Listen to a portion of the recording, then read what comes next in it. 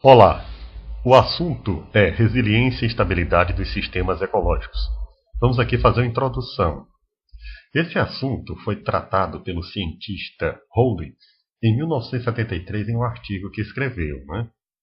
Ele é da Universidade de British Columbia, Vancouver, Canadá. Bem, todos nós sabemos que os indivíduos componentes de uma espécie, eles falecem, as populações podem desaparecer e as espécies podem se tornar extintas. É realmente uma visão constante no mundo. Por outro lado,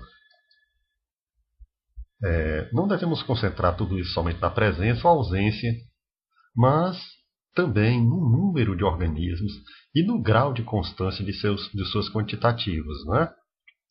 São duas formas muito diferentes de se visualizar o problema, o comportamento dos sistemas, da utilidade. Essa visão depende muito das propriedades do sistema em causa, em questão em estudo. Caso estejamos a examinar um certo dispositivo projetado por qualquer engenheiro para realizar tarefas específicas em um intervalo, evidentemente, de tempo bastante estreito e as condições externas sejam previsíveis, essas condições tendem a ser mais preocupantes com a não consistência, ou seja, o desempenho, em que leves desvios do objetivo da meta de desempenho são imediatamente neutralizados. Então, uma visão numérica quantitativa do comportamento do sistema é, pois, bastante importante.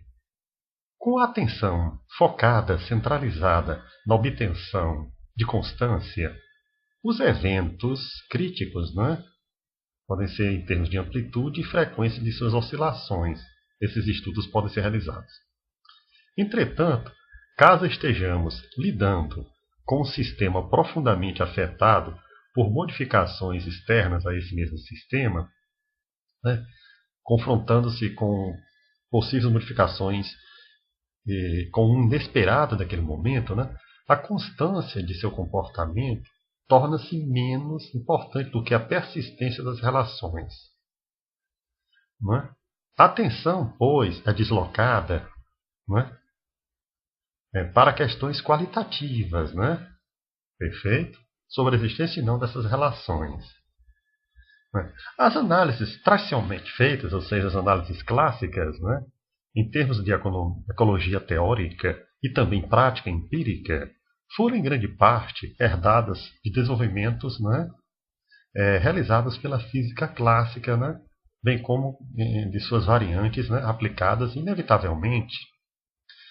Tem havido, pois, uma tendência para enfatizar a quantitativa do que a qualitativa, seria o exame.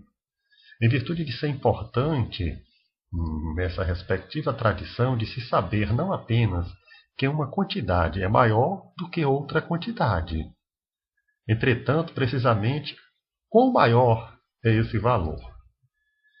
É igualmente bastante importante se uma quantidade oscila, varia para se saber se a amplitude e o período de oscilação.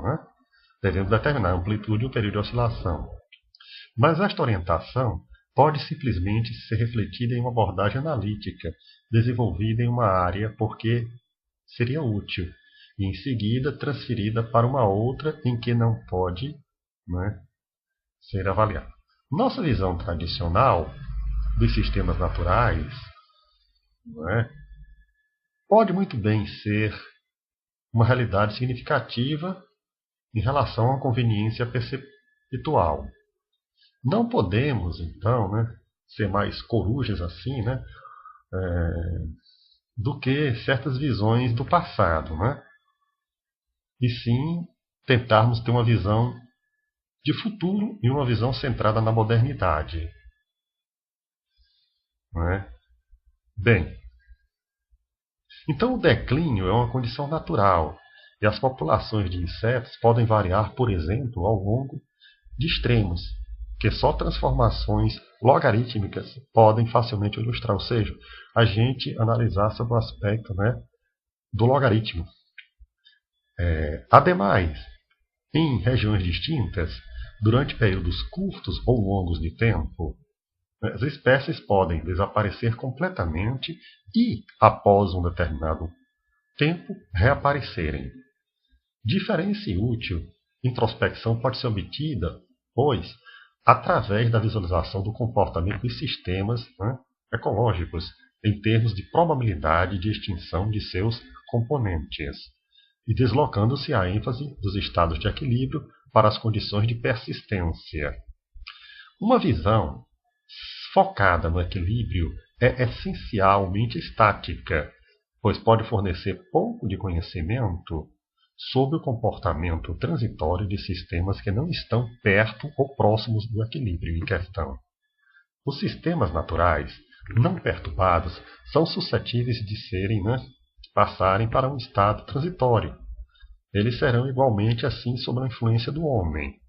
Como as quantidades e as demandas econômicas aumentam, por imposição do padrão de vida do homem, o uso dos recursos causam modificações no estado de equilíbrio e movem populações ao longo de seus respectivos equilíbrios. As preocupações perante a poluição fazem com que espécies fiquem ameaçadas de extinção.